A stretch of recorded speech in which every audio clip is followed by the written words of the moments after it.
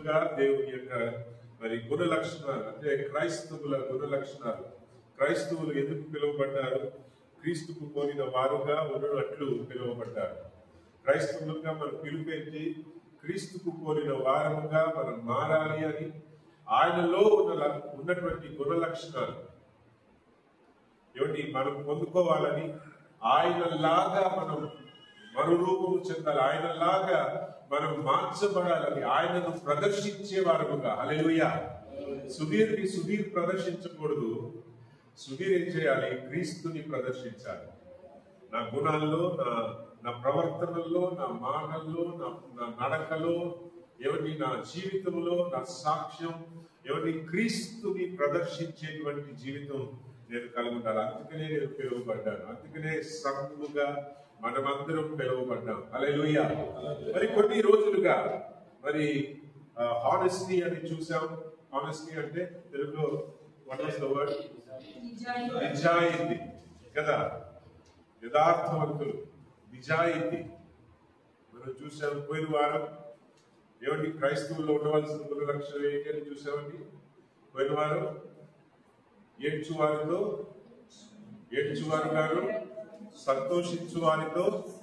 సంతోషించువారుగాను ఉండాలి అని ప్రభు మనల్ని పిలిచారు. ఇవి రెండు ఉన్నాయి అనుకోండి, మనలో ప్రేమ ఉన్నట్లు. ఈ గుణాలు మనలో ఉన్నాయి అనుకోండి, మనలో భేదాలు ఉండవు. పోయిన వారం వాక్యం చూసాం. అందరూ ఏమిటి? కలిసి ఉండండి, ఏక మనస్సు కలిగి ఉండండి. అంటే ఏంటి? నేను గొప్ప, నువ్వు చిన్న అన్నట్లు కాకుండా మనందరం సమానము. హల్లెలూయా. మరి పెంతెకోస్తు రోజున ఈ అనుభవాన్ని మనం చూసాం. ఎన్ని భేదాలు వారి మధ్యలో ఉన్నప్పటికీ వారందరూ ఏక మనస్సులై పరిశుద్ధాత్మ చేత నింపబడిన వెంటనే వారందరూ ఏక మనస్సులై మార్చబడ్డారు. సంఘము ఏర్పరచబడింది. సంఘం అలాగున ఉండడానికి పిలువబడ్డాము. దేవునికి స్తోత్రం. ఎందుకో ఆరాధన చేస్తున్నప్పుడు ఒక పాట పదే పదే మనసులో వచ్చింది. ఆ రెండు చరణాలు సునీల్ని మరి యవనస్తులందరూ కూడా కలిసి సకల దూతాలు ఏమిటి ఉందా పాట? సార్ మైక్ తీసుకుని ఏమిటి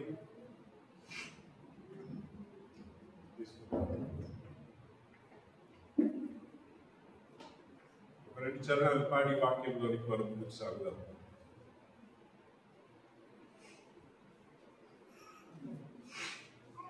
సకల గణదూతలు నిత్యము స్తుతించుచున్న పరిశుద్ధ గణమైన దైవము నీవే. సకల పూజలు సాగిలపడి నమస్కరించే లోక రక్షకుడవు నీవే సయ్యా. సకల గణదూతలు నిత్యము స్తుతించుచున్న పరిశుద్ధ గణమైన దైవము నీవే.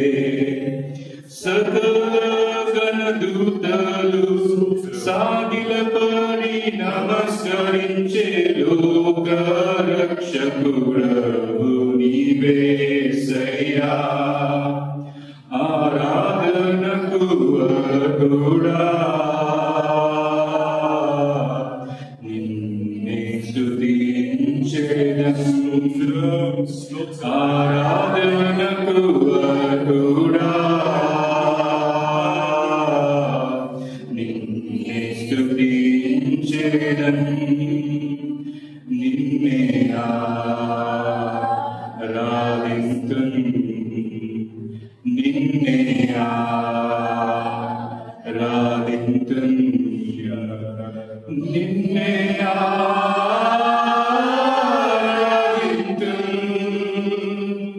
నిన్నే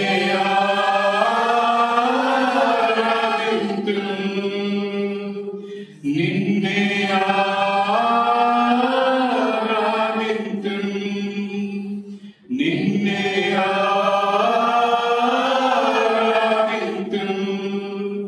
నీ వంటి వారు లేరు ఈ లోకమందు. నీ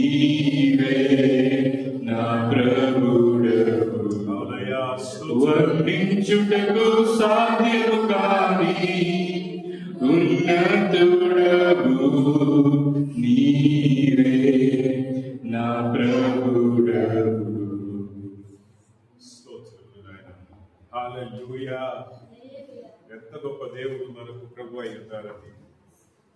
ఏమిటి ఎంత భాగ్యము కదా. హల్లెలూయా. ఎంత భాగ్యము దేవుడు మనందరికీ కూడా ఇచ్చారు. దేవునికి స్తోత్రం. హల్లెలూయా, హల్లెలూయా. సరే, దేవుని వాక్యంలోనికి మనం ముందుకు సాగుదాం. ఈరోజు వాక్యం ఏమండి, ఈరోజు దేవుని వాక్యం వైపు మనం చూద్దాం. మరి కీర్తన దావీదు గారు రాసినటువంటి పాడినటువంటి కీర్తన 103వ కీర్తన 8-10 వచనాలు, 8 నుండి 10 వచనాలు మనం చదువుకుని ప్రభు వాక్యంలో మనం ముందుకు సాగుదాం.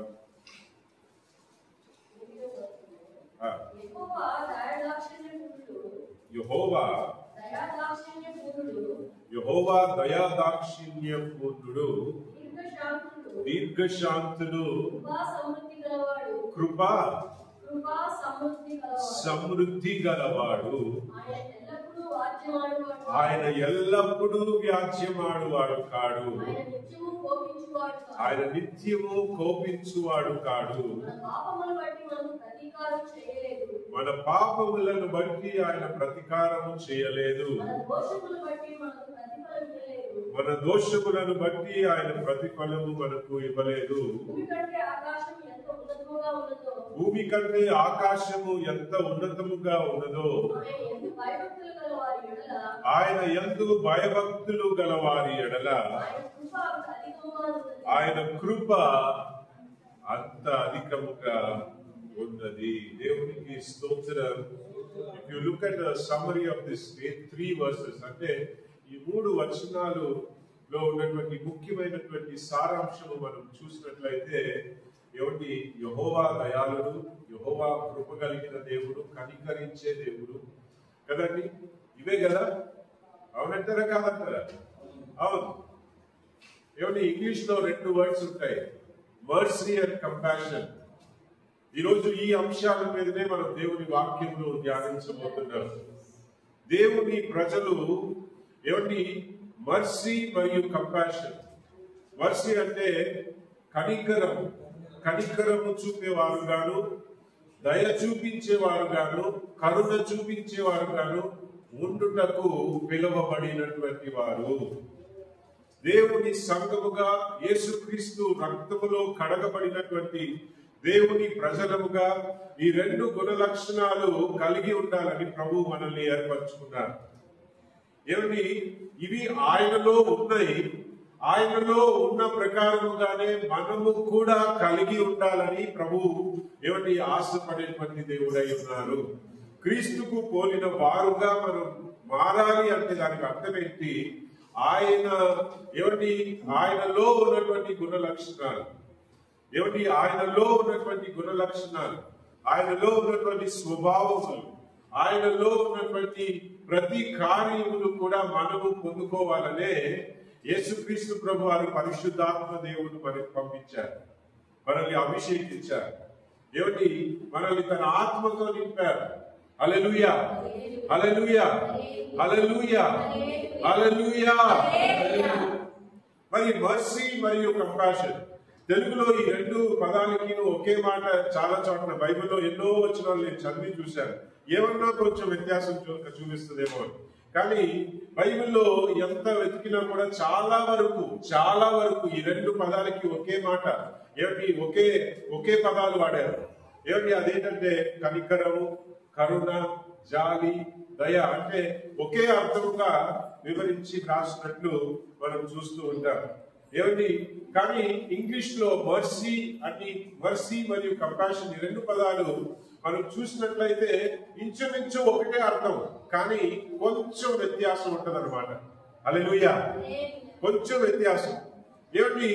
కనికరము మరియు కంపాషన్ ఏమంటాం? కరుణ చూపించడం, జాలి చూపించడం, దయ చూపించడం. ఈ 2 పదాలకి వ్యత్యాసం ఏంటి? కొంచెం ఉన్నటువంటి ఆ కొంచెం వ్యత్యాసం ఏంటి అని మనం చూసినట్లయితే మర్సీ అనేటువంటి పదానికి అర్థం ఏమిటి? మరి ఇతరుల పట్ల కనికరం చూపించడం, జాలి చూపించడం నిజమే, కానీ కొంచెం ఏమిటి? మనం ఇంకా లోతుగా వెళ్ళినట్లయితే దానికి అర్థం ఏమని మనకు కనిపిస్తుంది అంటే, ప్రియమైన వ్యక్తిగతముగా ఎవరైనా మనల్ని బాధ పెట్టారు, లేదంటే మనల్ని నష్టపరిచారు, లేదంటే మనల్ని ఏమిటి దుఃఖపరిచారు, లేదంటే ఏదో ఒక రకంగా మనల్ని ఇబ్బంది పెట్టారు, లేకపోతే ఏమండి మనల్ని మోసం చేశారు, లేదంటే మన దగ్గర డబ్బులు తీసుకున్నారు, లేకపోతే ఏమండి ఇంకొక ఎన్ని రకాలుగా మనల్ని బాధ పెట్టాలో అన్ని రకాలుగా ఏమండి ప్రియమైన మనకి రుణస్థులుగా ఉన్నారు. ఏమండి అలాంటి వారి పట్ల కరుణ చూపించడం అనేది మర్సీ అంటాం. ఏం చెప్పండి? హల్లెలూయా. వారిని క్షమించేటువంటి స్థితిలోకి ఉన్నప్పుడు వారిని క్షమించామనుకోండి, నీవు మర్సీ కలిగి ఉన్నావు. అందుకనే కోర్టులో ఏమంటారంటే మర్సీ పెటిషన్ అంటారు. అంటే ఏంటి? ఏం చెప్పండి? క్షమాపణ కోర్టులో వస్తారు. ఏమిటి పెటిషన్? మర్సీ పెటిషన్ అంటే నేను నిజంగానే తప్పు చేశాను, దయచేసి ఒకసారి నన్ను కనికరించండి, ఈ తప్పుకి తగిన శిక్ష నా మీద వేయద్దు, నేను భరించలేను, నాకు భార్య ఉన్నారు, పిల్లలు ఉన్నారు, నాకు బాధ్యతలు ఉన్నాయి, నాకు తప్పుకి తగినట్లుగా నన్ను దయచేసి నన్ను శిక్షించకుండా నాకు మర్సీ చూపించండి అని మర్సీ పెటిషన్ అంటారు. హల్లెలూయా, హల్లెలూయా. మరి యేసుక్రీస్తు ప్రభువానికి విరోధముగా దావీదు అంటాడు, నేను ప్రభువా 51వ కీర్తనలో నేను మీకు విరోధముగా, కేవలం మీకు విరోధముగా నేనేం చేశాను? పాపము చేశానని చెప్పి తన పాపాలను ఒప్పుకుంటాడు. హల్లెలూయా. తన పాపాలను ఒప్పుకుంటాడు. నిజమే, మనం దేవునికి విరోధముగా ఎన్ని విధాలుగా మనం తప్పులు చేస్తుంటాం. దేవుని వాక్యానికి విరోధముగా దేవుని నమ్ముకుని తర్వాత కూడా రక్షించబడిన వారు, రక్షణ అనుభవం కలిగిన వారు, దేవుని ఆత్మ చేత నింపబడినటువంటి వారు అయినప్పటికీ ఎన్నిసార్లు మనం పొందుకున్నటువంటి దేవుని ఆత్మను దుఃఖపరిచేటువంటి స్థితిలో మనం కనిపించాం. గమనిస్తున్నారని? ఎన్నిసార్లు దేవుని ఆత్మను దుఃఖపరిచేటువంటి స్థితిలో మనం కనిపించాం. ఎన్నిసార్లు వాక్యానికి విరోధముగా దేవుని క్రైస్తవులుగా ఆయన్ని ప్రతినిధించేటువంటి వారుగా పిలువబడినటువంటి వారు మనం ఎన్నిసార్లు దేవుని దుఃఖపరిచినటువంటి వారముగా, దేవునికి విరోధముగా పాపము చేసినటువంటి వారముగా మనం కనిపించాము, మనం నిలబడ్డాం. అయినప్పటికీ కూడా మన ఇక్కడ ఇందాక మనం చదివాము, మన అపరాధములకు తగినట్లుగా, మన పాపములకు తగినట్లుగా మనల్ని శిక్షించలేదు. చదివామండి వాక్యం. ఆ మాట మరలా చదవండి. మన పాపములను బట్టి మనకు ప్రతీకారము చేయలేదు. చూసారా? ఇది దేవునిలో ఉండేటువంటి గుణ లక్షణం అని. This is the character in God. ఇది ఆయనలో లేనిది మనల్ని కలిగి ఉండమని దేవుడు చెప్పట్లేదు. ఆయనలో ఉన్నదే, ఆయన ప్రాక్టీస్ చేస్తున్నదే, ఆయన చూపిస్తున్నటువంటి ఆ కనికరమే, ఆ మర్సీనే దేవుని బిడలముగా మనము కూడా కలిగి ఉండాలని ప్రభు మనకు పిలుపునిస్తున్నారు. దేవునికి స్తోత్రం. హల్లెలూయా. మనకు రుణస్థుల పట్ల మనల్ని బాధ పెట్టిన వారి పట్ల కనికరము చూపి వారిని చేర్చుకుని ఒక్కొక్కసారి ఎవరన్నా మనకి తప్పిదములు చేశారనుకోండి, మనల్ని బాధ పెట్టారనుకోండి, లేకపోతే మనకి రుణస్థులుగా ఉన్నారనుకోండి, వాళ్ళని తక్కువ చూస్తాము, మనల్ని మనం హెచ్చించుకుంటాం, మనం గొప్ప అనుకుంటాం. వాళ్ళని తక్కువగా చూస్తాం, వాళ్ళని తక్కువ చేసి మాట్లాడతాం. అవునంటారా కాదంటారా? క్రైస్తవ సంఘములో అలాంటి భేదములు ఉండకూడదు. క్షమించబడిన వారము క్షమించాలి. దయ పొందుకున్నాం, దయ చూపించాలి. అవునంటారా కాదంటారా? దయ పొందిన వారు పొందుకున్నామా లేదా? మన అతిక్రమములకు, మన పాపములకు తగినట్లుగా మనం శిక్ష పొందలేదు. ఎంతమంది నమ్ముతున్నారు ఈ విషయం? నా పాపములకు తగినట్లుగా దేవుడు నన్ను శిక్షించలేదు అన్నవారు ఎంతమంది నమ్ముతున్నారు ఈ విషయాన్ని? అవునా? నిజమేనా? ఇది నిజమైతే, మనం దయ పొందిన వారమైతే మనం దయ చూపించే వారముగా ఉండాలంట. దేవునికి స్తోత్రం. క్షమించబడిన వారమైతే మనం క్షమించడం నేర్చుకోవాలంట. అందుకనే పరలోక ప్రార్థన మనం చేస్తాం, ప్రతి ఆదివారం చేసుకుంటాం. ఇతరుల పాపములను నేను క్షమించు ప్రకారం, హల్లెలూయా. ఏమిటి? ఒకరి పాపంలో ఒకరు క్షమించేటువంటి గుణ లక్షణం, ఒకరినొకరు ఏమిటి ఆదరించేటువంటి గుణ లక్షణం, ఒకరినొకరు ఏమండి మరి ప్రియమైన ద్వారా చేరదీసుకునేటువంటి ఏమండి గుణ లక్షణం, క్షమించేటువంటి ఏమండి ఏమండి ఒకరినొకరు ప్రేమించేటువంటి గుణ లక్షణం క్రైస్తవ సంఘంలో ఉండాలి.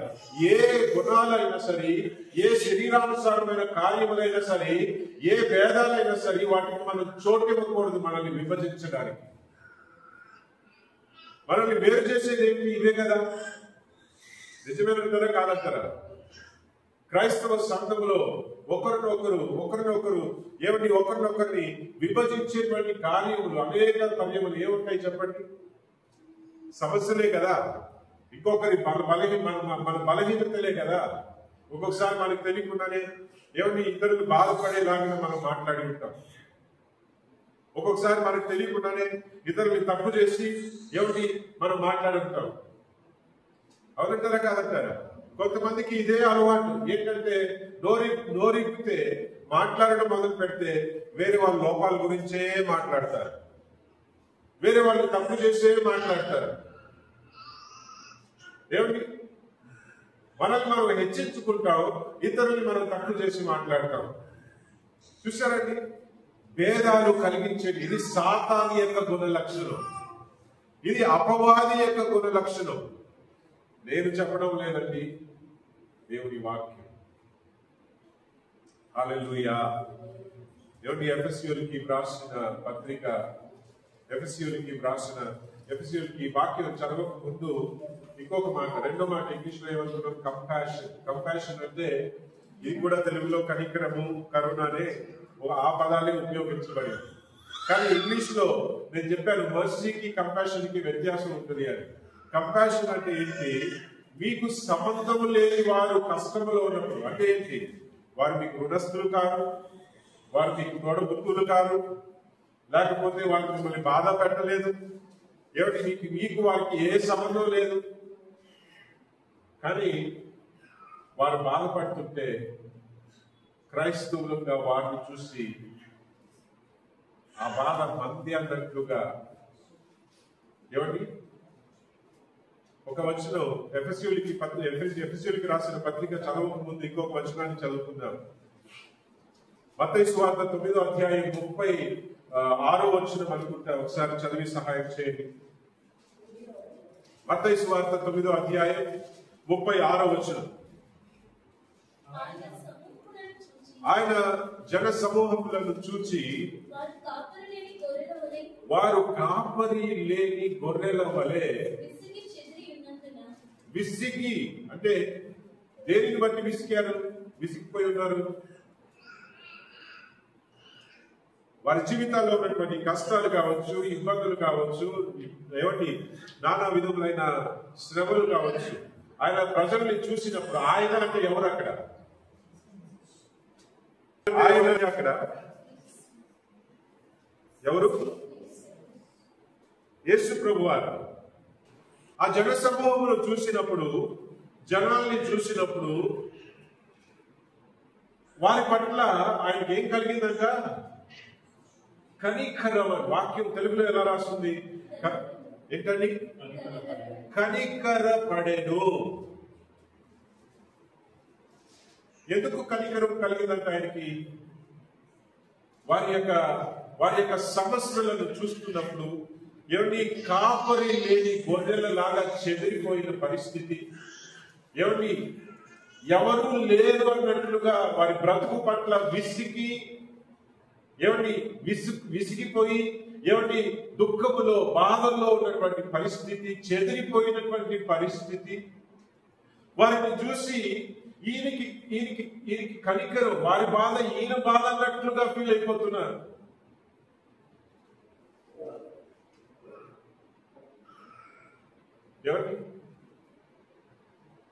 ఎవరన్నా అన్యులు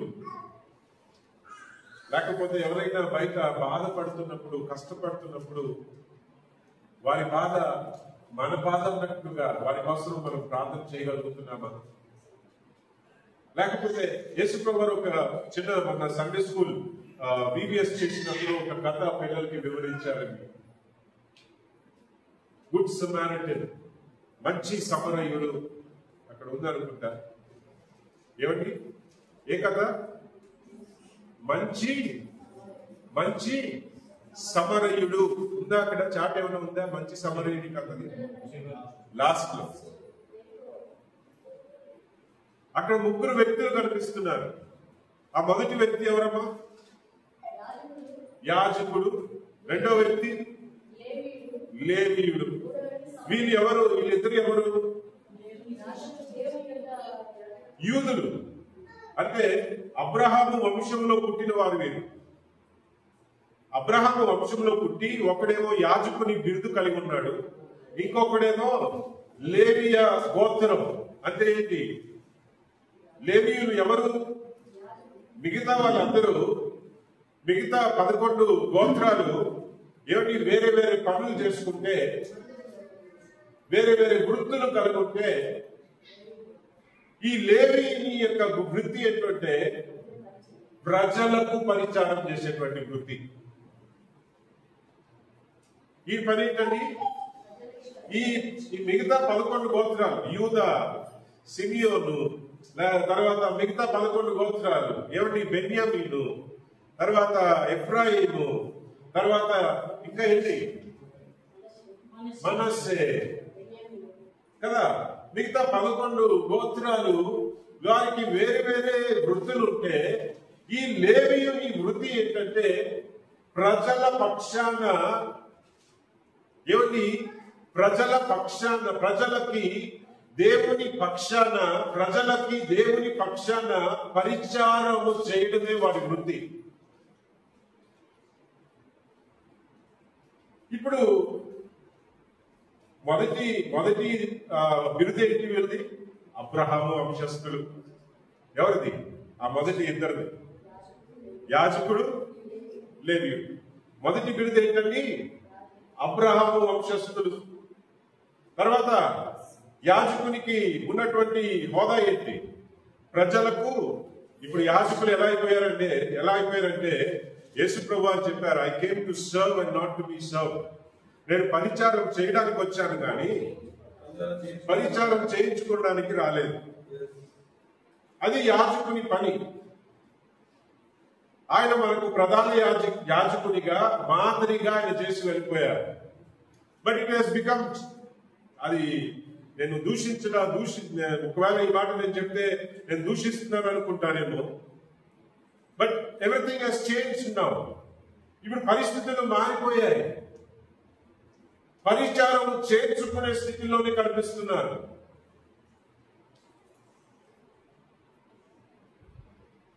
ఏమిటి? అక్కడ అవతల ఒక వ్యక్తి గాయపడి చావు బ్రతుకుల్లో పడుంటే, ఇతను నాకేంటి సంబంధం అన్నట్లుగా, ఏమండి?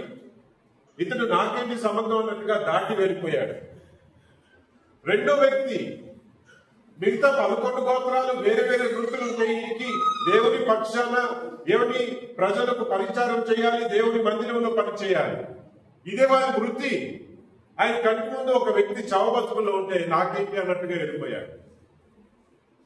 మనం కూడా దేవుని బిడ్డలు. మనకి ఒక బిరుదు ఉంది, నేను రక్షించబడ్డాను. ఎంతమంది రక్షించబడ్డారు అని నేను ప్రశ్న వేస్తే అందరూ మనం చేతులు ఎత్తుతాం.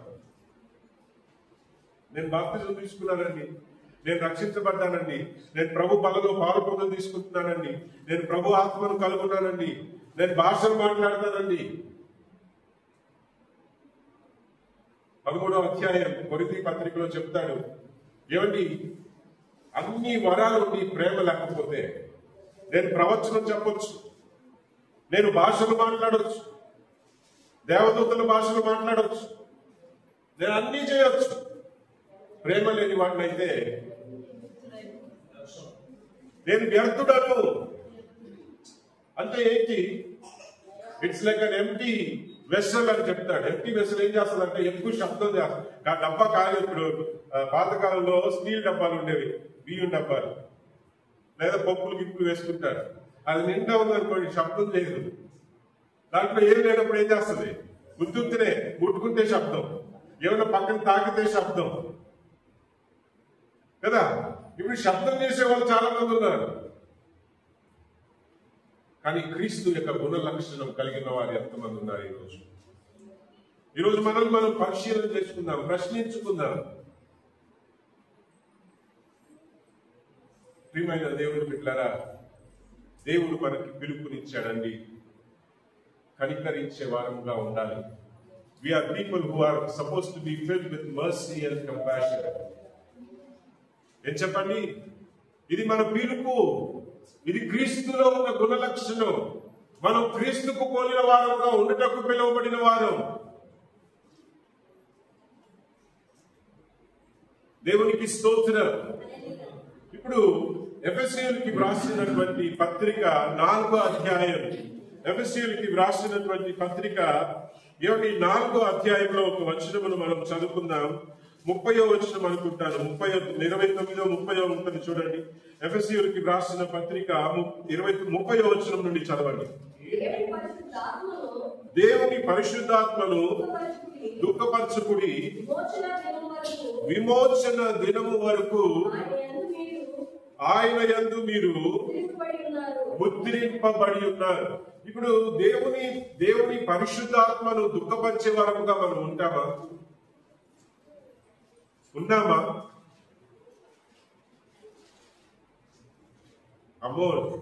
అమ్మో నాకు ఆ స్థితి అయితే వద్దు అని నేను అనుకుంటాను, భయపడతాను. నేను ఎందుకో తెలుసా?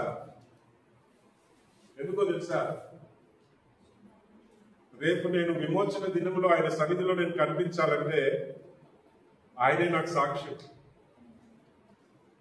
ఎవరు? విమోచన దినము కొరకు ఆయన చేత ముద్రించబడ్డామంట. ప్రభువా నేను మీ పేరిట నేను ప్రవచనాలు చెప్పాను నాయన, మీ పేరిట నేను దెయ్యాలు వెలగొట్టాను నాయన, ప్రభువా నేను అది చేశాను నాయన, ప్రభువా ప్రపంచం అంతా నేను సేవ చేశాను ప్రభువా అని చెప్పి నేను ఎన్ని చెప్పినా, నేను ఫలానా చర్చికి వెళ్ళాను, ఫలానా పాస్టర్ గారు నాకు బాప్తిజం ఇచ్చారు, నేను ప్రభు బలలో పాల్పొందలు తీసుకున్నాను అని మనం ఎన్ని సాక్ష్యాలు చెప్పినా పరిశుద్ధ ఆత్మ ముద్ర ఎందుకు ఇచ్చాడో తెలుసా? ఆ విమోచన దినములో ఏమండి మనకు సాక్ష్యం అదేనండి. హల్లెలూయా. విమోచన దినం అంటే ఏంటి? ప్రభు రాకడలో ఎత్తబడేటువంటి దినము, ఆయన్ని కలుసుకునేటువంటి దినం, ఆయన రాజ్యములో ఏమండి నరకము నుండి విమోచన చేయబడేటువంటి, ఈ లోక పరిస్థితుల నుండి విడుదల పొందేటువంటి ఏమండి ఆ రోజు, నిత్యము ఆయనతో కలిసి జీవించేటువంటి ఏమండి ఆ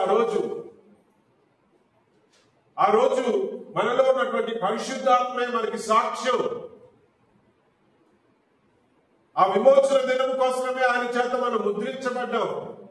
అలాంటిది పరిశుద్ధాత్మను పొందుకుని ఆయన్ని దుఃఖపరిచేటువంటి కార్యములు మనలో కనిపించినాయంటే ఎంత వేదనకరం అండి. రేపు ఆయన అబద్ధం చెప్పడు కదా. రేపు దేవుని సన్నిధిలో నిలబడినప్పుడు మన గురించి ఆయన లేదు, మనం ఎన్ని తప్పులు చేసినా కూడా అక్కడ కప్పుకొని వస్తాడనుకుంటున్నారా? అక్కడ కప్పడాలన్నీ ఉండవండి. ఈ లోకంలో ఉన్నప్పుడు ప్రభువా క్షమించమంటే ఆయన రక్తంతో మనల్ని కప్పేస్తాడు. కానీ అక్కడ ఉండదు, అక్కడ తీర్పే. అక్కడేముంటది? విమోచన దినమున ఏముంటుంది? తీర్పు. ఉన్నది ఉన్నట్లుగానే అక్కడ పరిస్థితులు కనిపిస్తాయి. దేవునికి స్తోత్రం. రేపు ఆయనే మన గురించి సాక్ష్యం చెప్పబోతారు. నేను చెప్పడం కాదండి, it is the word of God. ఇది దేవుని వాక్యం. ఇప్పుడు ఆ పరిశుద్ధాత్మ విమోచన దినము కోసం ఆయన చేత మనం ముద్రించబడ్డాం, ఆయన చేత మనం అభిషేకం పొందుకున్నాం. ఆయన్ని దుఃఖపరిచేటువంటి కార్యములు, ఆయన గుణానికి విరోధముగా, ఆయనకు విరోధముగా అంటే ఏంటి? ఇప్పుడు భార్య భర్తలు ఉన్నారనుకోండి, భర్తకు విరోధంగా భార్య నడుచుకున్నా, లేకపోతే భార్యకి విరోధంగా భర్త నడుచుకున్నా ఏమవుతుంది? ఇప్పుడు నాకు ఇష్టం లేనిది నా భార్య చేసిందనుకోండి, లేకపోతే తనకి ఇష్టం లేని విధంగా నేను ప్రవర్తించాను అనుకోండి, ఏం కలుగుతుంది? బాధ, బాధ, దుఃఖపరిచేటువంటి పరిస్థితి. ఇప్పుడు పరిశుద్ధాత్మలో కొన్ని గుణ లక్షణాలు ఉన్నాయండి. పరిశుద్ధాత్మ ఆత్మ ఫలములు అనగా గలతీ 5:29 అనుకుంటాను. ఏం చెప్తుంది వాక్యం? ప్రేమ, ఆయన గుణం ఇది. This is his character. ఆయన ప్రేమ కలిగిన దేవుడు. ఆయన ఆ ప్రేమకు, దేవుని ప్రేమకు విరోధంగా నువ్వు ప్రవర్తించినప్పుడల్లా నువ్వు ఆయన దుఃఖపరుస్తుంటావు. దయాలత్వము ఉందా? ఉందా? ఆ 9 ఫలాల్లో ఉందండి? ఉందా? ఖచ్చితమేనా? This is his character. ఇది ఆయనలో ఉన్న గుణం. ఇది దీనికి విరోధంగా నీవు నడుచుకున్నప్పుడల్లా నీవు ఆయన దుఃఖపరిచేటువంటి బిడ్డగా కనిపిస్తావు. నీవు దయ చూపించలేనిటువంటి స్థితిలో ఉన్నప్పుడు, నీవు కనికరము చూపలేనిటువంటి స్థితిలో నీవు మిగిలిపోయినప్పుడు, ఏమని స్వార్థపు ఆలోచనలు మనం కలుగున్నప్పుడు, ప్రియమైన నేనే ఏమని అన్నట్లుగా నాకు ఇష్టమైన ప్రకారంగా నేను నడుచుకుంటాను అన్నట్టుగా మనం ఉన్నప్పుడు, ప్రియమైన శరీరమును అనుసరించి మనం నడుచుకున్నప్పుడు, ఏమని ఆత్మ నడిపింపును తృణీకరించినప్పుడు మనం ఆయన్ని దుఃఖపరిచేటువంటి వారుగానే కనిపిస్తాం. ఆయన క్యారెక్టర్ కి విరోధంగా ఆయన ఏమి చేయలేడు. ఆయనలో ఉన్నట్లుగానే ఆయన చేస్తాడు. ఇందాక మనం చెప్పుకున్నాం ప్రేమ, ఏమండి, దయాలత్వము, మంచితనము, సాత్వికము, ఆశా నిగ్రహము, దీర్ఘశాంతము, దయాలత్వము, మంచితనము కదా. వీటికి విరోధముగా ఆయనలో ఆయన ఏమి చేయలేడు. శరీర క్రియలు ఏమనగా కోపము, క్రోధము, అసూయ, ద్వేషము, మత్సరము, కామకత్వము, అల్లరితో కూడిన ఆటపాటలు మొదలైనవి ఇంకా ఉన్నాయి లిస్టులో. ఇప్పుడు ఇవి ప్రదర్శిస్తున్నామా, లేకపోతే దేవునిలో ఉన్నటువంటి గుణాలను మనం ప్రదర్శిస్తున్నామా?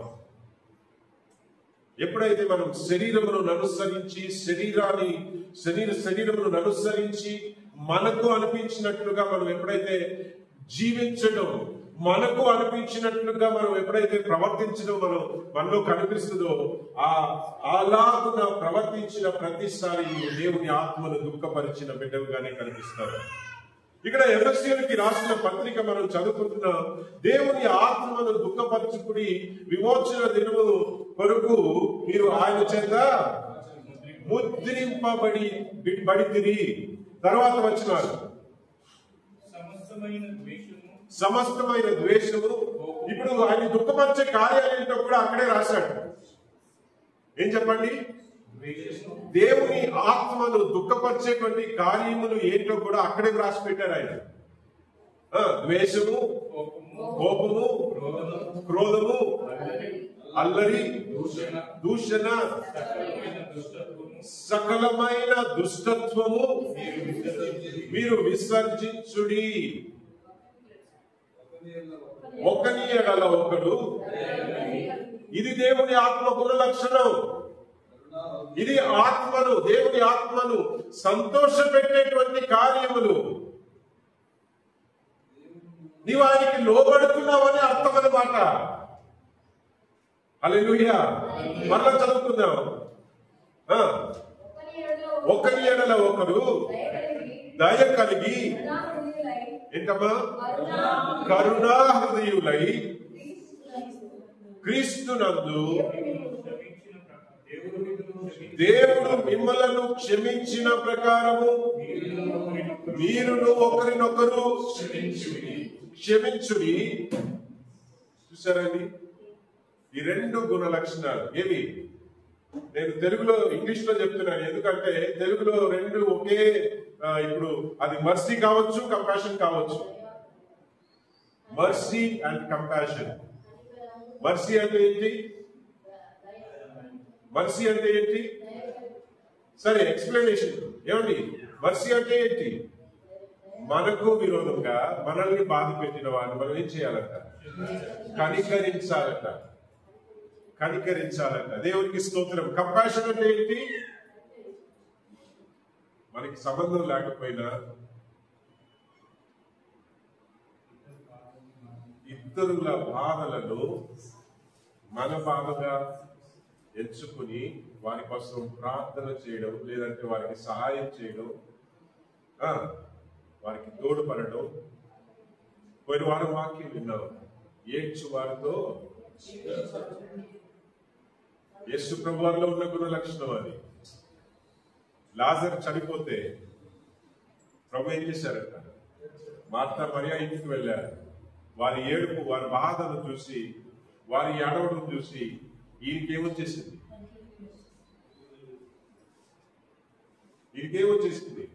It wasn't crocodile tears. అంటే ముసలి కన్నీరు కాదు. అక్కడ వాక్యం స్పష్టంగా చెప్తుంది. ఆయన ఈ గ్రోన్ అంటే తెలుగులో మాట ఏంటండి? ఆయన మూలుగుతూ. ఈ మూలుగుడు ఎప్పుడు వస్తుందంటే తట్టుకోలేని బాధ లోపల నుండి తనకు వస్తుంది. చూసారా? పై వచ్చే కన్నీళ్లు కాదు, లోపల నుండి తనకు వచ్చేది మూలుగుడు అంటారు. తట్టుకోలేక, ఆ బాధను తట్టుకోలేక మూలుగుతాడు. అక్కడ వాక్యం ప్రభుని గురించి అదే చెప్తుందండి. దేవునికి స్తోత్రం. ఇది కంపాషన్, కనికరం, దయ, జాలి దేవుని బిడ్డలలో ఉండవలసినటువంటి గుణ లక్షణాలు. దేవునికి స్తోత్రం. హల్లెలూయా, హల్లెలూయా. మరి లూకా సువార్త 6వ అధ్యాయం 30వ వచనం నుండి కొన్ని వచనాలు మనం చదువుకుని ముందుకు వెళ్ళిపోదాం. లూకా సువార్త 6వ అధ్యాయం 30వ వచనం నుండి కొన్ని వచనాలు.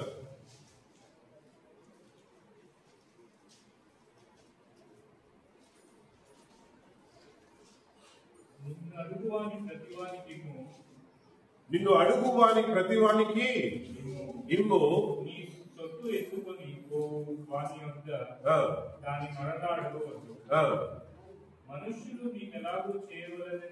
మనుషులు నీకు ఎలాగూ చేయవలనని మీరు కోరుదురో అలాగునే మీరును వారికి చేయుడి.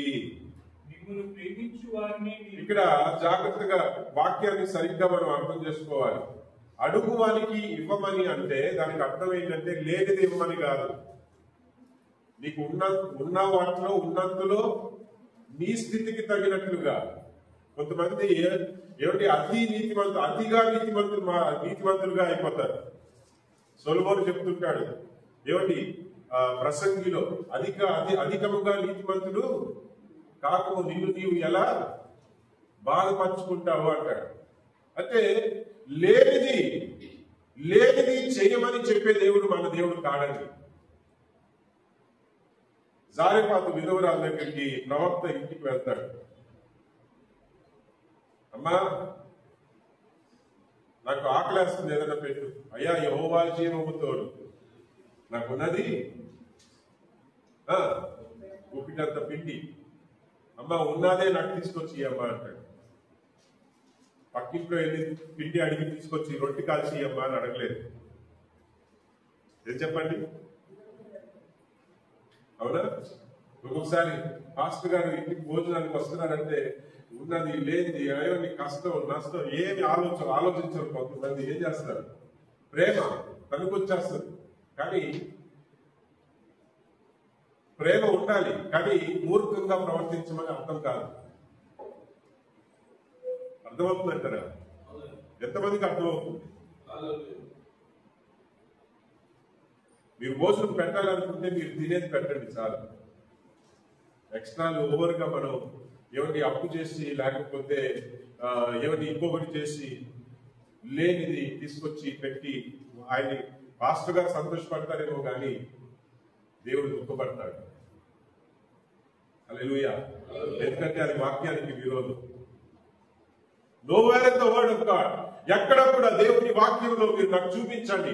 ఏమండి ఫలానా వాళ్ళు అప్పు తీసుకొచ్చి దేవునికి ఇచ్చారనో, లేకపోతే ఏమండి మరి లేనిది తీసుకొచ్చి దేవుడు ఇమ్మని చెప్పాడనో, లేకపోతే ఎక్కడైనా చూపించండి చూద్దాం. మీకు ఇచ్చిన వాటిలో, నీకు కలిగిన వాటిలో దేవుడు నీకు ఏమైతే కలిగించాడో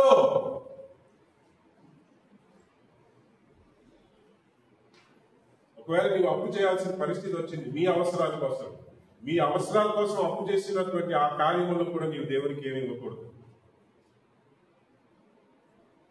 కొంతమంది మొక్కుకుంటారు, ఏం మొక్కుకుంటారో కూడా ఆలోచన ఉండదు.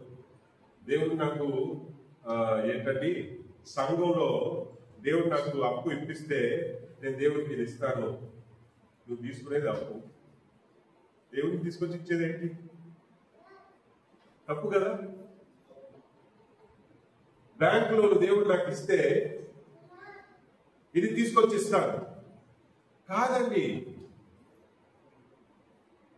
God does not ask something which he has not given you. నీకు ఇవ్వని కార్యమును దేవుడు నిన్ను నీ దగ్గర నుండి అడగడు. దేవునికి స్తోత్రం. సరే వాక్యంలోనికి వచ్చేద్దాం. I do not want to divert. Even maybe it is going a bit somewhere. కానీ ఇక్కడ మళ్ళీ వాక్యంలోనికి వచ్చేద్దాం. అడిగిన వారికి ఇవ్వండి మీకు ఉన్నంతలో. దీనికి అర్థం అది. దేవునికి స్తోత్రం. హల్లెలూయా. దేవునికి ఇచ్చిన వాటిలో అడిగిన వారికి ఇవ్వండి. ఆ తర్వాత ఒకవేళ ఏమిటి మిమ్మల్ని మోసం చేశారో, లేకపోతే ఇంకొకటో దీనికి అర్థం ఏంటి అంటే మీరు ఇచ్చిన వాటిని మళ్ళా మీరు అడగకండి అని కాదండి. వాళ్ళని బాధ పెట్టొద్దు అని అర్థం. ఒకవేళ వాళ్ళు నిజంగానే మోసం చేసే వాళ్ళు అనుకోండి, మీరు అడగటం లేకపోతే ఒకటి చెప్తాను, దేవుని ఆశ్రయించిన వారికి దేవుడే న్యాయం చేస్తాడు. ఇది దేవుని వాక్యం. నేను చెప్తున్నాను, ఇది దేవుని వాక్యం. మనం దేవుని అడగటం మొదలు పెట్టామనుకోండి, దేవుడే మనకిస్తాడు. అది వాళ్ళ ద్వారా పుచ్చుకున్న వారి ద్వారా ఇస్తాడు, లేకపోతే ఇంకొక మార్గాన మన అవసరాలు తీరుస్తాడు, నాకైతే తెలియదు. కానీ ఎందుకంటే ఐ డు నాట్ నో ఏమండి దేవుడు ఏ స్థితిలో ఏ పరిస్థితిలో దేవుడు ఎలా కార్యం చేస్తాడో నాకైతే తెలియదు. కానీ కార్యం చేసే దేవుడు ఆయన. ఎంతమంది నమ్ముతున్నారు ఈరోజు? కానీ కార్యం చేసేటువంటి దేవుడు ఆయన. కార్యం చేసేటువంటి దేవుడు ఆయన.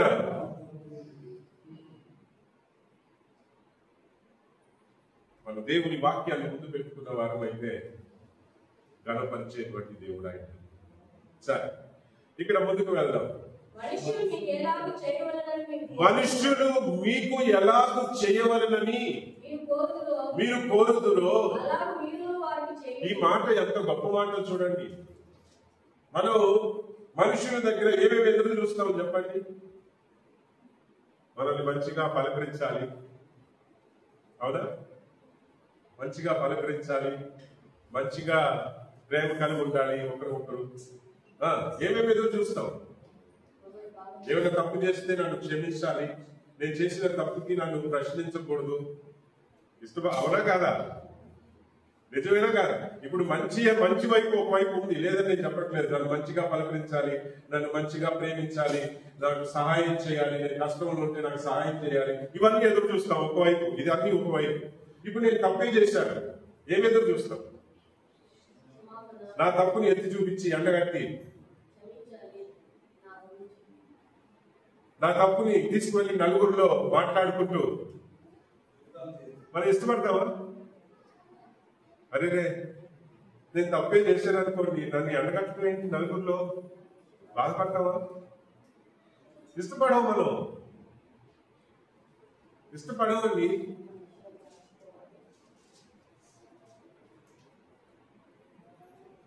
లేకపోతే నాకు కొంచెం టైం ఇవ్వాలి, లేకపోతే they should have patience with me. అంటే దరిద్రంగా చెప్తాను, నేను ఎవరికైనా అప్పున్నాను, నేను ఎవరి దగ్గర అయితే అప్పు తీసుకున్నానో నాకు స్తోమత కలిగే వరకు, నేను తిరిగి ఇచ్చేటువంటి స్థితి దేవుడు నాకు ఇచ్చే వరకు నా పట్ల వారు ఓర్పు కలిగి ఉండాలి. ఇవన్నీ ఎదురు చూస్తామా లేదా సాటి మనుషుల దగ్గర? నేను ఎవరిని ఉద్దేశించి మాట్లాడడం లేదు. దేవుని వాక్యం ప్రాక్టికల్. ఏమండి, మనం ఏదో వాక్యం చెప్తుంది చదువుకుంటూ వెళ్ళిపోవడం కాదు. మన వ్యక్తిగత జీవితం, ప్రతిరోజు మన జీవితంలో కలిగేటువంటి పరిస్థితులకు మనం పోల్చి మన జీవితాన్ని వాక్యమును అనుసరించి సరి చేసుకుంటూ ముందుకు వెళ్ళినప్పుడు ప్రభు మనల్ని గణపరిచేటువంటి దేవుడు అయి ఉన్నాడు. దేవునికి స్తోత్రం. హల్లెలూయా, హల్లెలూయా. ఇప్పుడు మరి చూడండి, ఇక్కడ ఇంకా కిందికి చదువుదాం. మిమ్ములను ప్రేమించు వారినే మీరు ప్రేమించిన ఎడల మీకు ఏమి మేలు కలుగును, మెప్పు కలుగును? పాపులను. ఈ మాటలు మనం కొంచెం లోతుగా వెళ్దామా? అక్కడ ముగ్గురు వ్యక్తులు ఉంటారు. మూడో వ్యక్తికి మొదటి రెండు వ్యక్తులకి వ్యత్యాసం ఏంటండి? మంచి సమరీని కథ. సరే, ఒకవేళ కొంతమందికి ఏంటి పాస్టర్ గారు అక్కడ అంటున్నారు అంటే అక్కడ కూర్చున్న వాళ్ళని అంటున్నారేమో. కాదు, అక్కడ చాట్లో ఉంది, పసుపు రంగులో ఉంది కదా, సమరీని కథ. అది మొన్న VBS లో చేసినటువంటి చాట్. సరేనా? ఇప్పుడు మంచి సమరీని కథలో ముగ్గురు వ్యక్తులు ఉన్నారు. ఆ మొదటి రెండు వ్యక్తులు ఎవరండి? యాజకుడును లేవి. ఈ ఇద్దరు వ్యక్తులకు మూడో వ్యక్తికి వ్యత్యాసం ఏంటి? సమరయుడు కాదు. సునీల్ ఏదో చెప్తున్నారు ఇక్కడ. సమరయుడు, అన్యుడు. ఈ మొదటి ఇద్దరు వ్యక్తులు అబ్రహాం వంశంలో పుట్టిన వారు. వ్యత్యాసం తెలుస్తుందండి. ఇప్పుడు ప్రేమించే వారినే మనం ప్రేమించినట్లయితే ఇక్కడ వాక్యం చెప్తుంది పాపులు కూడా. అంటే ఏంటి? రక్షణ పొందని వారు, పాప క్షమాపణ, పాపముల క్షమాపణ, పాపముల పరిహారము పొందని వారు.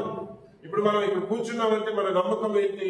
నేను యేసయ్యని నమ్ముకున్నానండి, యేసయ్య తన రక్తములో నా పాపములన్నీ కడిగి వేశాడండి, యేసయ్య నన్ను క్షమించాడండి, యేసయ్య నన్ను సరిచేశాడండి, యేసయ్య తన ఆత్మతో నన్ను నింపాడు, రక్తంలో కడిగి తన ఆత్మతో నన్ను నింపాడండి. ఇది మన విశ్వాసం. నేను ఆయన బిడ్డనండి, ఆయన నాకు తండ్రి. ఇది మన విశ్వాసం. మనం నమ్ముతున్నాం. నిజమే, మన నమ్మకం ప్రకారంగానే మన నమ్మకాన్ని ఆధారం చేసుకుని కృప చేత ఆయన మనల్ని రక్షించడు అని ఎఫెసీయులకు రాసిన పత్రికలో దృఢముగా ప్రభు చెప్తున్నాడు. ఇప్పుడు ఇక్కడ కూర్చున్న వారు క్షమించబడిన వారు, బయట ఉన్నవారు రక్షణ పొందని వారు. అంటే ఏంటి? వారి పాపాలకి ఇంకా పరిహారం. అంటే బయట ఉన్న వారు పాపాత్ములు, లోన్ ఉన్న వారు నీతిమంతులు అని చెప్పేసి పాస్టర్ గారు ఒక జడ్జ్మెంట్ పాస్ చేస్తున్నారు. కాదు, లోన కూర్చున్న వాళ్ళు పాపాత్ములే, బయట ఉన్న వాళ్ళు పాపాత్ములే. ఎందుకంటే ఈ లోకంలో నీతిమంతులు లేరు ఒక్కరును. ప్రతి ఒక్కరు పాపము చేసి దేవుడు అనుగ్రహించు కృప నుండి తొలగిపోయిన వారు. నీతిమంతులు లేడు, ఒక్కడు లేడు. వాక్యం స్పష్టంగా చెప్తుంది. కానీ వ్యత్యాసం ఏంటంటే యేసయ్యను నమ్మినటువంటి వారికి ఒక కృప. ఆ కృప ఏంటంటే వారి పాపముల నిమిత్తం ప్రభు రక్తం కార్చారు గనుక. అంతేకాదు, దేవుడు కనికరము కలిగిన దేవుడు గనుక, కనికరము కలిగిన దేవుని మనం ఆశ్రయించాము గనుక మన పాపములకు పరిష్కారం, ప్రాయశ్చిత్తం కలిగింది. ఇప్పుడు బయట ఉన్న వారికి ఈ ప్రాయశ్చిత్తం కలగలేదు. అంతే తేడా. There is a very thin line అండి. హల్లెలూయా. వ్యత్యాసం ఏంటంటే ఇక్కడ దేవుని చేత ఏమిటి? మన పాపములను క్షమించబడి కృప పొందిన వారం మనం. వారికి ఇంకా కలగలేదు. అది వ్యత్యాసం. ఇప్పుడు ఇక లోనున్న వారికి బయట ఉన్న వారికి వ్యత్యాసం ఏంటి ప్రభు అడుగుతున్నారు. బయట ఉన్న వారి లాగానే మనము కూడా మనల్ని ప్రేమించే వారిని ప్రేమించి, మనల్ని ద్వేషించే వారిని మనం ద్వేషించే వారం అయితే, లేదా ఏమండి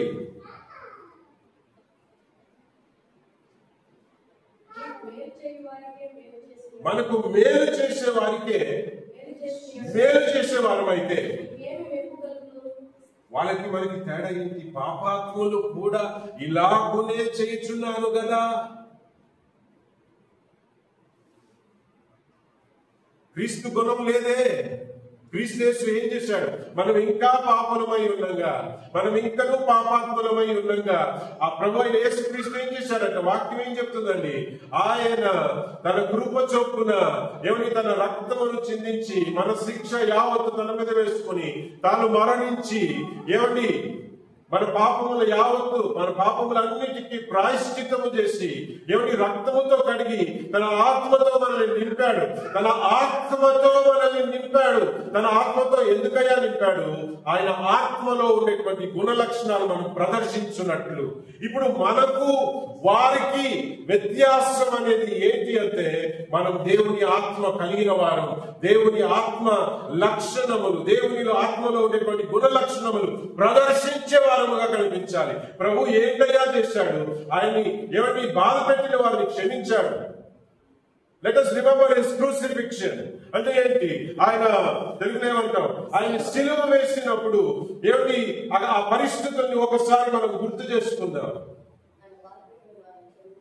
ఆయన సిలువ వేసి 3 మేకులతో ఆయన కాలు చేతులు గుచ్చి ఆకాశానికి భూమికి గాయపరిచి శరీరం అంతా కూడా కొరడాలతో కొట్టి చీల్చి ఆయన ఊపిరి పీల్చుకున్నప్పుడల్లా ఆయన దేహం ఆ సిలువ మ్రానుకి గీసుకుంటుంటే ఆ పచ్చి గాయాలు రేగి ఆ వేదన ఎర్రటి ఎండలో ఏమిటి ఆ వేదనతో ఆయన సిలువ మీద వేలాడదీసి కింద నుంచుని ఆయన సిలువ వేసినటువంటి వారు ఆయన ముందు, ఆయన కంటి ముందు ఆయన్ని హేళన చేస్తూ, నీవు యూదుల రాజువా నువ్వు అని చెప్పి, ఈయన యూదుల రాజు అంటండి అని చెప్పి నవ్వుకుంటూ ఉమ్ము వేస్తూ ఏమంటున్నాడు అక్కడ? మీరేమి చేయించున్నారో మీరు ఎరగరు కనుక మీరు క్షమించు. దిస్ ఇస్ అవర్ క్రైస్ట్ అని. ఇది మన ప్రభు, మన క్రీస్తు, మన క్రీస్తులో ఉన్న గుణ లక్షణాలు ఇవి. దేవుని గుణ లక్షణాలు ఇవి. మనం ఏం చేస్తున్నాం ఈరోజు? ఏమండి సంఘం, ప్రియమైన దేవుని బిడ్డలారా, మనలో భేదాలు ఉండడానికి వీలు లేదు. పోయిన వారం చదివిన వాక్యం ఒకసారి చదివి సహాయం చేస్తున్నారు. రోమియోకి రాసిన పత్రిక 12వ అధ్యాయం అనుకుంటాను కదండి. ఎన్నో వచనం ఎవరికైనా గుర్తుందా? తీసి చదవండి. రోమియోకి రాసిన పత్రిక 12వ అధ్యాయం ఎన్నో వచనం? 15వ వచనం చదవండి. సంతోషించు వారితో సంతోషించుడి, ఏడ్చు వారితో ఏడుడి, ఒకరితోనొకడు. ఏంటండి ఈ మాటకు అర్థం ఏంటి? ఒకరితో ఒకడు మనస్సు కలిసి ఉండండి. అంటే మీలో వ్యత్యాసాలకి చోటు ఉండకూడదు. ఏ వ్యత్యాసాలు మిమ్మల్ని వేరు చేయకూడదు. ఏ భేదాలు మిమ్మల్ని వేరు చేయకూడదు. మీరు మనస్సు కలిసి ఉండండి. అవతల వ్యక్తి మిమ్మల్ని బాధ పెట్టాడా? పర్వాలేదు, ఇట్స్ ఓకే. క్రీస్తేసుని మనస్సును కలిగినటువంటి నేను వారు పెట్టిన బాధకు నేను అవకాశం ఇవ్వను. దేనికి? వారికి నాకు మధ్యలో భేదములు కలిగించడానికి. ఎంతమందికి అర్థమవుతుంది ఈరోజు? పరిశుద్ధాత్మ దేవుడు నాతోనూ తన ప్రజలతోనూ సంఘంతో మాట్లాడుతున్నారు. ఏ గాయమైనను, ఏ భేదములకైనను మనం చోటు ఇవ్వకూడదు. మనల్ని వేరు చేయడానికి మనస్సు కలిసి ఒకరితో ఒకడు, ఈ ఏడ్చు వారితో ఏడు వారిని, సంతోషించే వారితో సంతోషించి, ఈ మాట ఎందుకు చెప్పాడు తెలుసా? అందరూ ఒక్కటిగా ఉండాలి.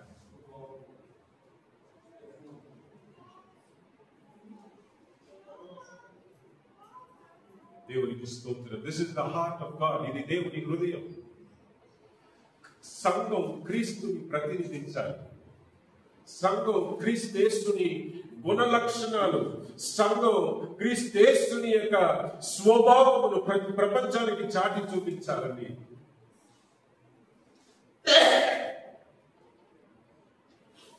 సంఘం అనే పదానికి అర్థం ఏంటంటే, ఏమని గ్రీక్ భాషలో చెప్తారు, ఎక్లీషియా. ఎక్లీషియా అంటే redeemed by God, those who are redeemed by God.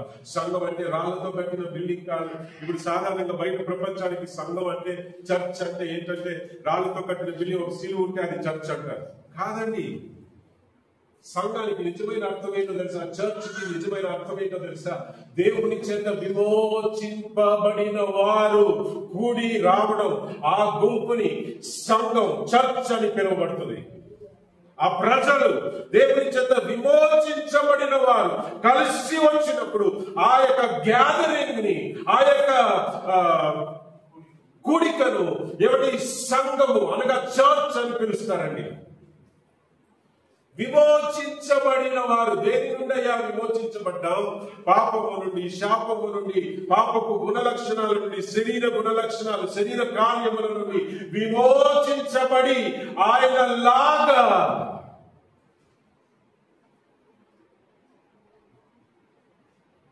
మార్చబడుటకు, తన రక్తములో కడగబడి, ఆయన ఆత్మ చేత విమోచించబడి, ఆయన ఆత్మ చేత నింపబడి, అభిషేకించబడిన వారు కూడి రావడమే ఆ కూడికను, ఆ యొక్క ఏమండి సహవాసమును చర్చ్ అని పిలువబడుతుంది.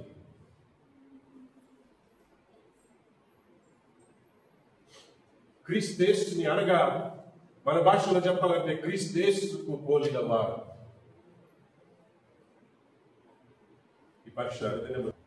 మనల్ని మనం విమర్శన చేసుకుంటాం.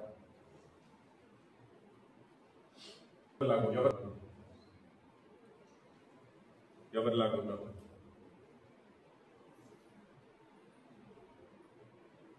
రక్షణ పొందిన తర్వాత కూడా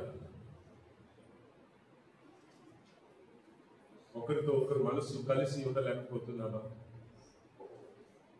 క్షమించలేని స్వభావం. We'll talk another day about this. అంటే అన్ఫర్గివ్నెస్ గురించి ఇంకొక రోజు మనం మాట్లాడబోతున్నాం. ఎవరి సరే, కనికరము చూపు లేని వారముగా కనిపిస్తున్నావా?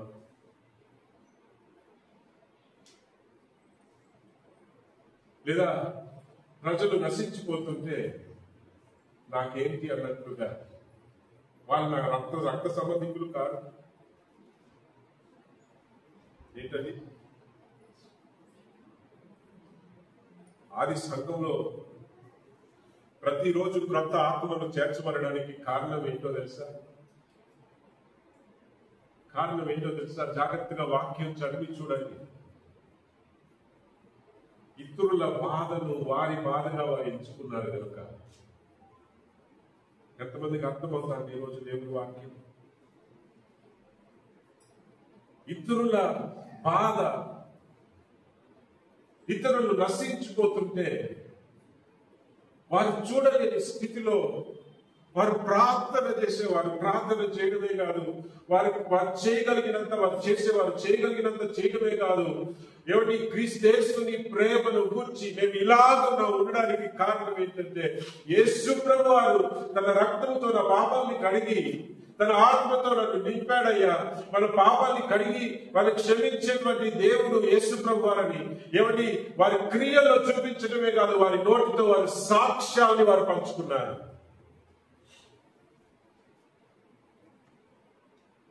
ఇది మన పిలుపల్లి. ఇది క్రీస్తులో ఉన్నటువంటి గుణ లక్షణం.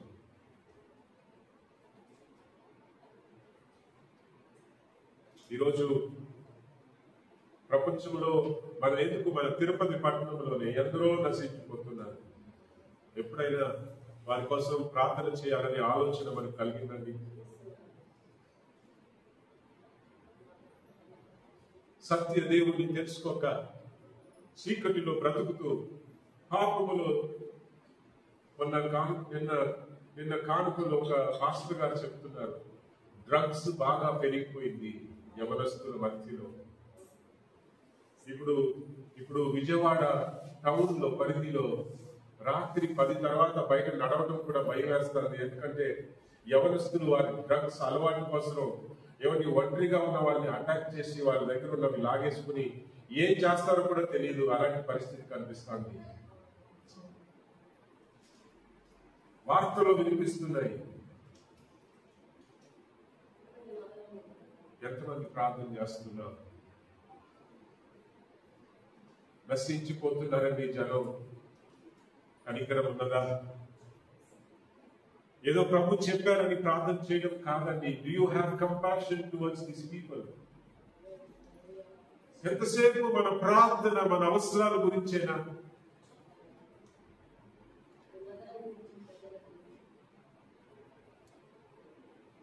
We need to be moved. మనం ఈరోజు కదల్చబడానికి విన్నారా? అలాగా ఉండడానికి మనం పిలువబడలేదు.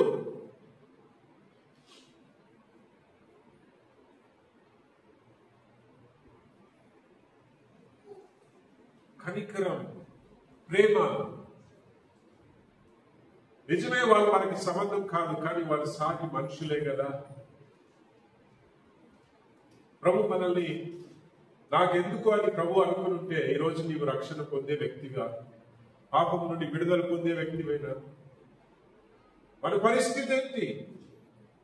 ప్రభు రాని ఎడల, లేదా మన కోసం రక్తం కార్చని ఎడల ఈరోజు మనలో చాలా మంది బ్రతికి ఉండడం కూడా అసాధ్యమే. ఈరోజు మా వంశమే లేదండి.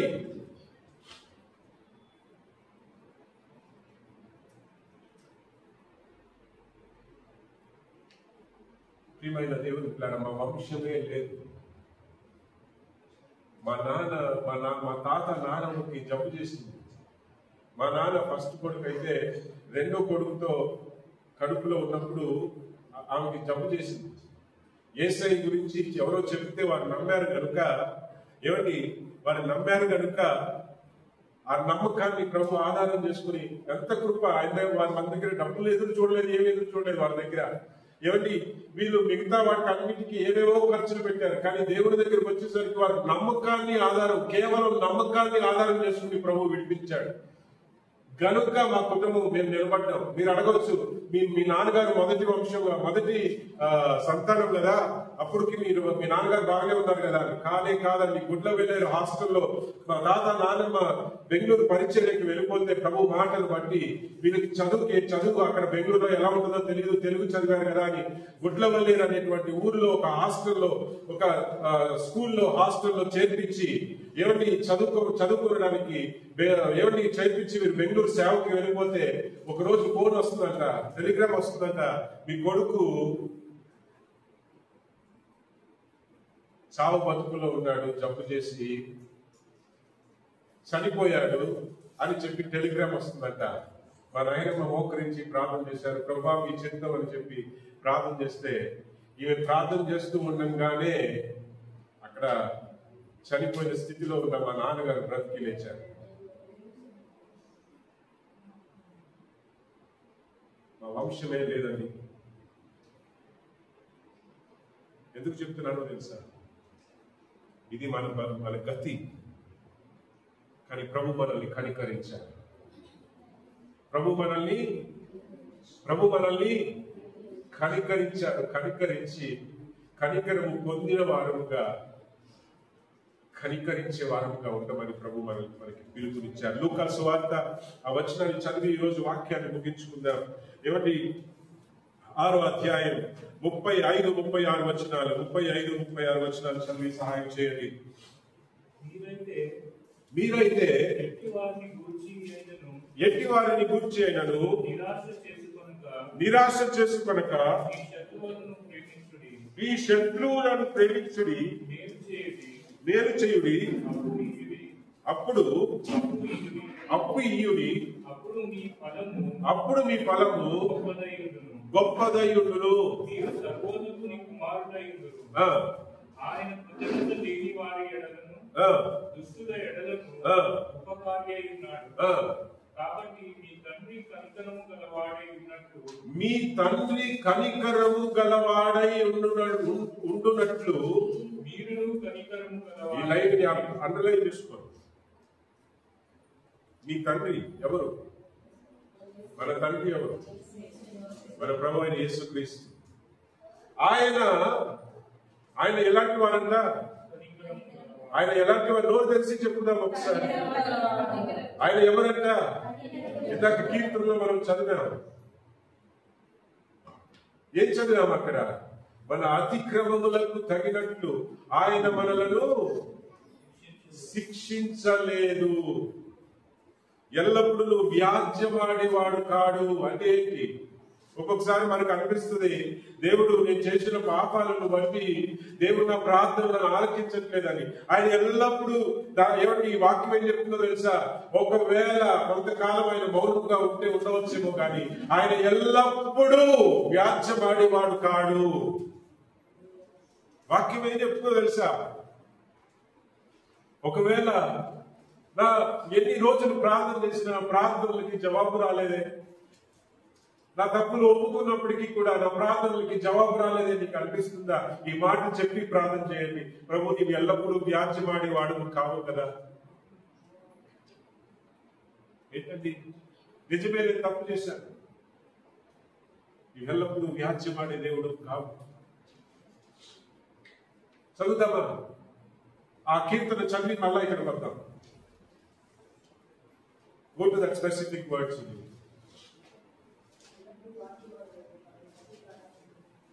నీవు ఎల్లప్పుడూ వ్యాజ్యమాడు వాడు కావు.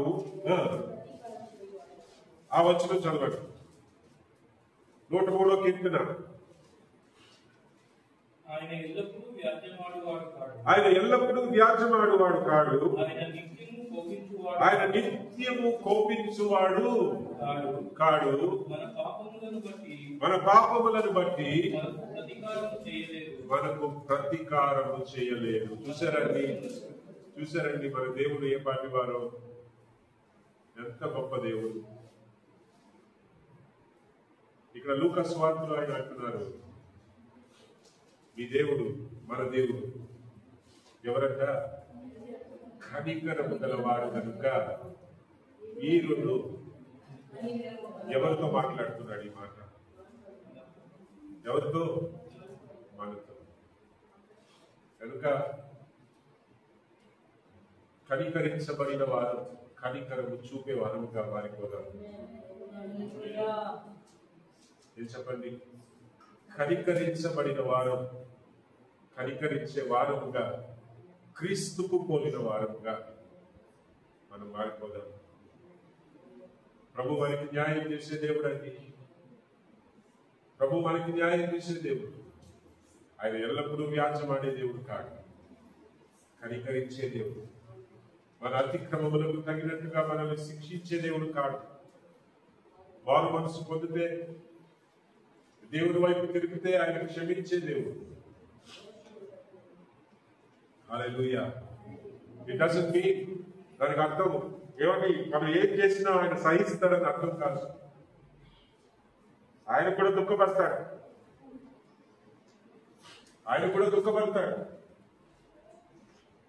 It doesn't mean we can take advantage of his character. అంటే ఏంటి? ఆయన కనికరించే దేవుడు కనుక మనం ఏం చేసినా నడుస్తుంది. ఆయన సహిస్తాడు, పాపమును సహించడు అని వాక్యం చెప్తుంది. పాపమును, దుష్టత్వమును, శరీర గుణ లక్షణాలు, శరీరానుసారమైన స్వభావములు, క్రియలు సహించని దేవుడు ఆయన.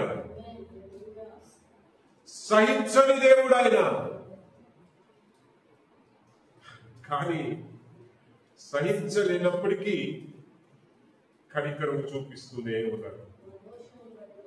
యేసన్న గారు ఒక పాట పాడతారు, గోపించుతూనే వాత్సల్యము చూపినావు కదా. ఏ పాట ఎవరికైనా గుర్తుందా అది?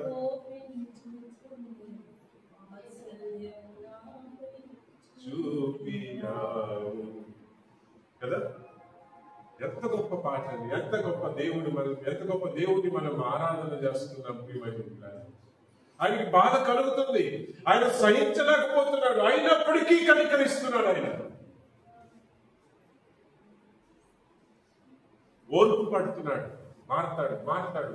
మారుతాడని మన పట్ల ఓర్పు కలిగి ఏమండి ప్రతిరోజు ఏమండి ఆయన ఓర్పు కలిగి సహనం కలిగి మన వైపు చూస్తున్నాడండి. అలాంటి దేవుణ్ణి మనం ఆరాధన చేస్తున్నాం.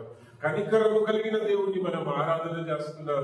కనికరించబడిన మనము కనికరించే వారముగా మనం ఉండాలని ప్రభు ఆశపడుతున్నాడు. ఇంకొక కథ ప్రభు చెప్పారు, వస్తానే ఉంది కానీ టైం అయిపోతుంది. ఈ విషయం బట్టి నేను చెప్పి ముగించేస్తాను. ఒక రాజుకి ఒక పనివాడు ఉన్నాడంట, చాలా 10,000 తాలాంతులు రుణస్థుడుగా ఉన్నాడంట రాజుగారికి. ఆయన పిలిచి ఎన్ని రోజులైనా చూస్తుంటే ఈయన కట్టేలాగా లేడని చెప్పి ఆయన భార్యని, ఆయన పిల్లల్ని, ఆయన భార్య, ఆయన పిల్లల్ని, ఆయన్ని కలిపి అమ్మి పడేసి దాని ద్వారా వచ్చేటువంటి డబ్బుని అప్పు కింద తీర్చుకోండి అని చెప్పి తన పని వారికి ఆజ్ఞ ఇస్తారు. ఈయన వెళ్ళి రాజుగారి కాళ్ళ దగ్గర పడి, అయ్యా మా పాపాలు, మా తప్పుల్ని క్షమించు, నన్ను కనికరించు, నేను ఎలాగైనా కట్టేస్తానయ్యా, అయ్యా నాకు కొంచెం సమయం ఇవ్వండి అయ్యా అని చెప్పి ప్రభు పాదాలు పట్టుకుంటాడట. ఆ రాజుగారు ఏమంటారు, ఆయనకి జాలి కలిగిందంట. ఈయన పశ్చాత్తాపంతో బాధపడుతుంటే ఆ బాధను చూసి నీకు జాలి కలిగి, నువ్వు రూపాయి కూడా కట్టాల్సిన పని లేదు, నీ రుణాంతా నేను క్షమించేశాను, వెళ్ళిపో అన్నాడు. ఈయన వెళ్ళి ఏం చేశాడు, 100 దినాలు ఎక్కడ, 10,000 తాళంతులు ఎక్కడ, 100 దినాలు అప్పు ఉన్నటువంటి వ్యక్తిని తీసుకొచ్చి కట్టేసి, నువ్వు కట్టే వరకు రే నువ్వు వదలను అని చెప్పేసి ఏమిటి ఆయన కట్టేశాడు. ఈ విషయం రాజుగారికి తెలిసింది, నేను తీసుకొచ్చి జైల్లో పడేశారు. నువ్వు ప్రతి రూపాయి చెల్లించే వరకు నువ్వు వెళ్ళేది లేదు. ప్రభు లాస్ట్ లో, ఆ వచనంలో లాస్ట్ లో ఏం చెప్తారో తెలుసా? ఆ రెఫరెన్స్ నాకు గుర్తు రావడం లేదండి. మత్తయి సువార్త 18వ అధ్యాయం ఎంతో చక్కని మాట ప్రభు చెప్పి, ఆ కథ చెప్పిన తర్వాత చెప్తుంటారు. 18వ అధ్యాయం అనుకుంటారు, తీయండి, 21వ వచనం. 18వ అధ్యాయం 35, 36 వచనాలు, 34, 35 వచనాలు.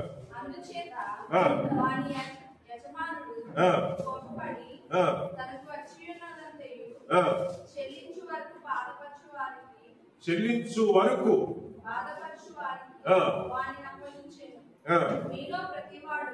ఇప్పుడు ఆ కథ చెప్పి ప్రభు చెప్తున్నాడు, మీలో ఇవన్నీ కూడా ఉదాహరణలు, ఇది నిజంగా జరిగిపోయాయి అని కాదండి, ఇది నిజంగా జరిగిన సంఘటనలు కాదు, జనానికి అర్థం అవ్వాలని చెప్పి ఈ సమరయుని కథ, ఏమండి ఈ క్షమించలేనిటువంటి దాసుని కథ, తర్వాత విత్తు అని కథ, ఇవన్నీ ఉదాహరణలుగా ప్రభువే కథలుగా చెప్పారు. మనకు అర్థం కావాలని ఈ కథ చెప్పి, ఏ కథ?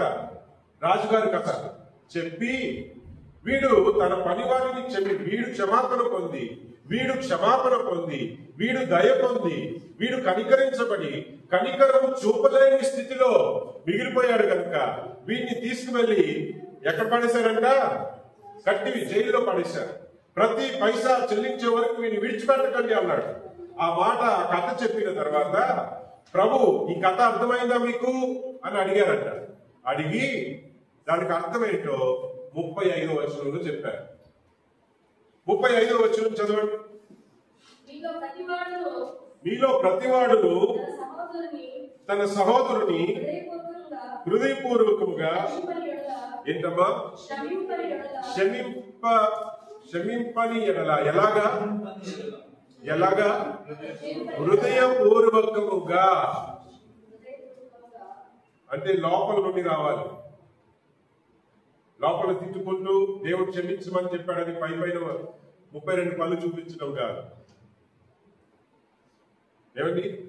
హృదయపూర్వకముగా క్షమింపని ఎడల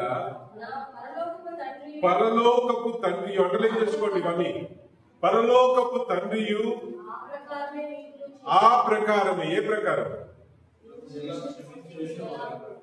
కదా, కనికరించబడిన వారం, కనికరము కలిగిన వారముగా, కనికరించే వారముగా ఈరోజు మారడానికి ప్రభు మనల్ని పిలుస్తున్నారు.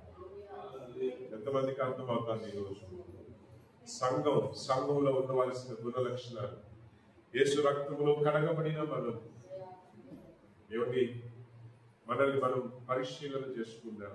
ప్రభు బల్లలో చేతులు వేస్తున్నటువంటి, పాలు పొందలు తీసుకుంటున్నటువంటి మనల్ని మనం పరిశీలన చేసుకుందాం.